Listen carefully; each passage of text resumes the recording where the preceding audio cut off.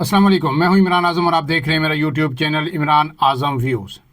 नाज़रीन, आज 3 से 4 बड़ी अहम खबरें हैं, वो आपके सामने डिस्कस करेंगे और उसका पस मंज़र भी आपके सामने रखूँगा।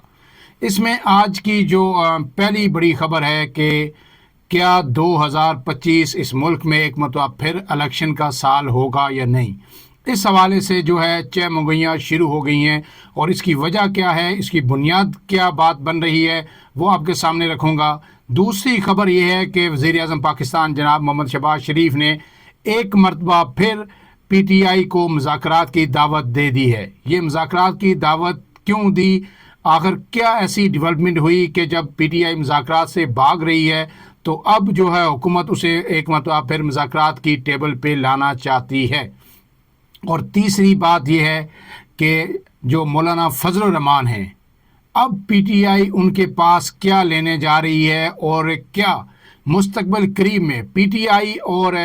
JUI फे का कोई बड़ा अलायंस बन सकता है या ये आगे चल के कोई इंतखाबी इत्तेहाद बन सकता है, क्योंकि आपको पता है कि दोनों जमातों का जो बैटल फील्ड है वो KPK है और KPK में दोनों एक दूसरे के खिलाफ इलेक्शन लड़ रहे हैं और दोनों जो है एक दूसरे से ग्राउंड छीनने की कोशिश करती रहती हैं। अब ऐसा क्या हो रहा है कि दोनों जमातों के अंदर कुर्बतें बढ़ रही हैं। तो सबसे पहले मैं आता हूं पहली खबर पे कि जनाब जो है वज़ीर-ए-आज़म शहबाज शरीफ ने आज कैबिनेट इजलास में गुफ्तगू की और उन्होंने क्या कहा वो आपके सामने रख देता हूं और फिर इसका पस मंज़र भी आपके सामने रखूँगा। वज़ीर-ए-आज़म शहबाज शरीफ ने कहा है कि हम PTI के साथ दोबारा मुज़ाकरात शुरू करने के लिए तैयार हैं। आएँ पार्लिमानी कमेटी बनाएँ और मामलात को आगे बढ़ाएँ। अब इसमें एक तो पहली बात है कि उन्होंने मुज़ाकरात की एक मरतबा फिर दावत दी है, लेकिन जो पहले भी हमने आपको बताया था कि जो ड्राफ्ट जवाब तैयार किया था हुकूमत ने, उसमें यही ऑप्शन था कि आए कोई पार्लिमानी कमेटी बनाएं, क्योंकि जुडिशल कमीशन इस वक्त नहीं बन सकता क्योंकि मामलात अदालतों में ज़ेर समाअत हैं और PTI के कई लोगों को के ख़िलाफ़ अदालतों से फैसले भी हो चुके हैं। इसलिए वज़ीर-ए-आज़म ने आज वही बात दोहराई और उन्होंने कहा कि आएँ हम पार्लिमानी कमेटी बनाएं जो 9 मई और 26 नवंबर के जो वाक़यात हैं उनकी तहकीकात करे। शहबाज शरीफ ने एक और बात की कि जब हमने 2018 के इलेक्शन के बाद एहतियातन पार्लियामेंट में काली पट्टियाँ बांध कर दाखिल हुए तो इमरान नियाज़ी साहब वो कह रहे, इमरान खान को कभी भी खान नहीं कहते, क्योंकि जब खान वो कहते हैं तो फिर पूरा KPK इमरान खान से ख़ुद को रिलेट करता है, जो कि उनके कहने से तो कुछ नहीं होता। जितनी भी पठान कम्युनिटी है जो है पूरे पाकिस्तान के अंदर इमरान खान को से ख़ुद को रिलेट करती है, इसलिए वो बार बार नून लीग जानबूझकर ये बात कहने की कोशिश करती है कि इमरान खान नियाज़ी हैं, वो कोई KPK के पठान नहीं हैं कि KPK वाले उन पे जो जान निछावर कर रहे हैं। तो उन्होंने कहा कि इमरान खान नियाज़ी ने आगे बढ़कर मुझे कहा कि हम हाउस कमेटी बना रहे हैं और वो इसकी तहकीक करेगी, आप भी अपने अरकान इसमें नामजद करें। वज़ीर-ए-आज़म ने मज़ीद कहा कि मैंने इमरान नियाज़ी साहब को जवाब दिया कि आप ऐलान कर दें, जिस पर उन्होंने ऐलान कर दिया और बाद में कमेटी बनी और इसका एक आध इजलास भी हुआ। उन्हें चाहिए कि अपने गिरबान में जाके और उन्होंने जो जुडिशल कमीशन नहीं बनाया था उस वक्त 2018 की धांधली पे, बल्कि कमेटी बनाई थी, तो अब भी वो कमेटी की मैं उन्हें ऑप्शन दे रहा हूँ, ऑफ़र दे रहा हूँ, वो आएँ और कमेटी में बात करें। शहबाज शरीफ ने कहा कि 2018 के इलेक्शन के बाद जो कमेटी बनी थी वो भी अपना काम करे और फरवरी 2024 के इलेक्शन के लिए भी कमेटी बने जो हक़ाइक़ सामने लाए। अब ये शहबाज शरीफ ये ऑफ़र क्यों दे रहे हैं, उसकी जो एक बड़ी वजह अब सामने आ रही है, जो मुख्तलिफ़ ज़राए से ख़बरें आ रही हैं कि PTI जो बार बार मौलाना भी ये शिकवा करते रहे हैं कि PTI मेरे पास उस वक्त आती है जब ये फंसते हैं, कि 26वीं तरमीम के बाद भी आए, फिर ये दूर हो गए, फिर अब वापस आ रहे हैं। तो अब ये फ़ैसला हुआ है PTI की बुनियाद कैंप्स के अंदर कि हमने हर हाल में मौलाना फजल रहमान को अपने साथ लेके चलना है और हमने एक ग्रैंड अलायंस बनाना है। वो मुख्तलिफ लोगों से, सियासी जमातों से मिल रही है PTI और ग्रैंड अलायंस बना के एक मुतहिदा अपोजिशन की सूरत में हुकूमत के अंदर दबाव के ख़िलाफ़ दबाव बढ़ाना चाहते हैं। और आने वाले दिनों में इमरान खान भी अब एक मरतबा फिर जो थोड़ा सा उन्हें मियाना रवि इख्तियार की थी, वो खुल के इस्टेब्लिशमेंट के ख़िलाफ़ बयान डालते रहेंगे, उनके ट्विटर अकाउंट से आपको मालूम होता रहेगा। और इमरान खान ने एक और वाज़ेह लकीर खींच दी है, उन्होंने कहा है कि जो मेरा लीडर मेरे बयानात को ऑन नहीं करेगा और इन पे आगे बात नहीं करेगा, उसकी पार्टी में कोई गुंजाइश नहीं है। और उन्होंने कोर कमेटी को भी हदायत की है کہ کتنے لوگ ہیں جو میرے بیانیے کو لے کے چلتے ہیں. تو پی ٹی آئی کے اندر بھی ایک بڑی جو ہے نا اتھل پتھل ہونے جا رہی ہے اور نئی کے لیڈرشپ پی ٹی آئی میں سامنے آئے گی اور وہی لیڈرشپ سامنے آئے گی, اسی کو ہم ذمہ داریاں ملیں گی جو عمران خان کے بیانیے میں بغیر کسی کے ساتھ ڈر اور خوف کے کھڑی ہوگی. جو خوف کا شکار ہوگا, جو ڈرے گا, گرفتاریوں سے ڈرے گا, مقدمات سے ڈرے گا, عمران خان کے نزدیک اب اس کی پارٹی کے اندر یا پارٹی کے جو اولین رینکس ہیں ان میں کوئی جگہ نہیں ہوگی.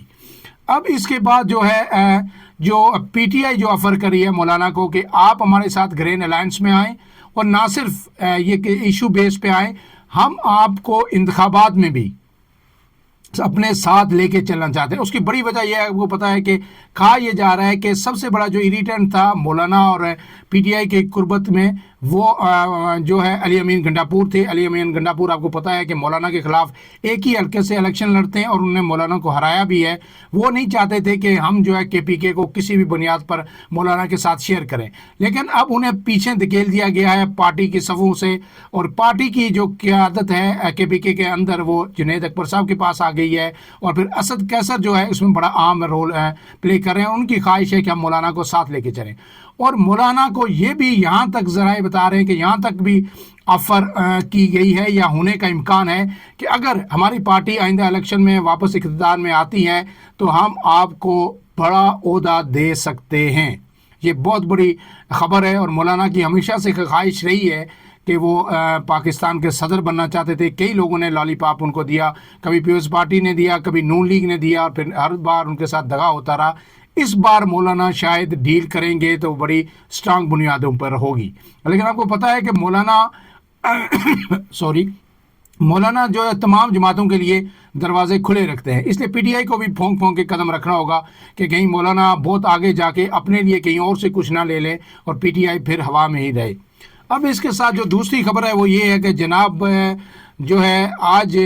وزارت داخلہ نے 190 ملین پاؤنڈ کیس میں عام پیش رفت کی ہے, اور جو 4 اہم ترین شخصیات ہیں ان کے خلاف انہیں اشتہاری ملزم قرار دینے کی کارروائی کا آغاز کر دیا ہے. اس میں آپ کو پتہ ہے ایک ملک ریاض ہے, ایک ان کے بیٹے ہیں, ایک جو ہے اس کے بعد جو سابق وزیر اعظم کے مشیر تھے برائے صاحب شہزاد اکبر صاحب ہیں, اور فرح شہزادی جنہیں فرح گوگی بھی کہا جاتا ہے, جو عمران خان کی اہلیہ بشا بی بی کی دوست تھی, ان کے قریب تھی. اب اس سب کے لیے جو ہے نا ایک قانونی کارروائی کا آغاز کر دیا گیا ہے, اور یہ کہا جا رہا ہے کہ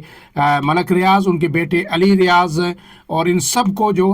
یو اے ای سے واپس لانے کے لیے قانونی کارروائی کا عمل شروع کر دیا گیا ہے,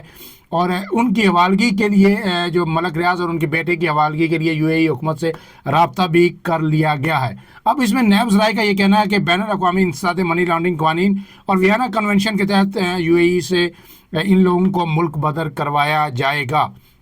تو اب اس میں جو ان تمام جو 4 لوگ ہیں ان کے جو انہیں اشتہاری ملزمان کے پاسپورٹ منسوخ کر دیے گئے ہیں ابتدائی طور پر. ملک ریاض کے, ان کے بیٹے کے, فرح گوگی کے اور شہزاد اکبر کے جو پاکستانی پاسپورٹ ہیں وہ منسوخ کر دیے گئے ہیں. اور اب یہ لگ رہا ہے کہ جو ہر طرف سے تنقید ہو رہی تھی کہ ملک ریاض کے خلاف کچھ نہیں ہو رہا, اب ریاست نے یہ فیصلہ کر لیا ہے. حکومت کے گھوڑے میں تو اتنا دم نہیں ہے کہ وہ ملک ریاض کے خلاف کوئی فیصلہ کرے. ریاست نے بالآخر یہ فیصلہ کر لیا ہے کہ اب جو ہے ملک ریاض کو بھی پوچھا جائے گا, وہ جو ہے لارجر دین لائف فگر نہیں ہو سکتے. فی الحال کے لیے اتنا ہی. اپنے میزبان عمران اعظم کو اجازت دیجیے. اللہ حافظ.